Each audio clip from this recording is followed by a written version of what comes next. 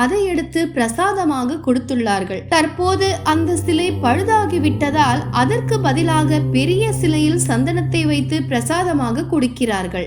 எதற்காக முருகன் சிலையை நவபாஷாணத்தில் செய்தார் என்றால், ஏற்கனவே கூறியிருப்போம், ஆரம்பத்தில் முருகன் சிலை செய்ய வேண்டும் என்று நினைக்கவில்லை. இடையில் ஏற்பட்ட காரணங்களுக்காக இறுதியில் முருகன் சிலையை செய்யலாம் என்று முடிவெடுக்கிறார்கள். எதற்காக என்றால், ஆத்மாவின் மறு உருவம் முருகனாகும். ஆகையால் மற்ற எந்த தெய்வ வடிவிலும் இதை செய்யாமல் புலிப்பாணி சித்தரின் பெயர் உலகம் அழியும் வரை இருக்க வேண்டும் என்று போகர் சித்தர் நினைத்ததால் முருகனின் உருவம் கொண்டு நவபாஷாண முருகன் சிலையை அவர் வடிக்கின்றார். அதற்கு தண்டாயுத பாணி என்று பெயரும் சூட்டுகின்றார். இதுதான் முருகன் கையில் இருக்கும் தடிக்கு உண்டான வரலாறு ஆகும்.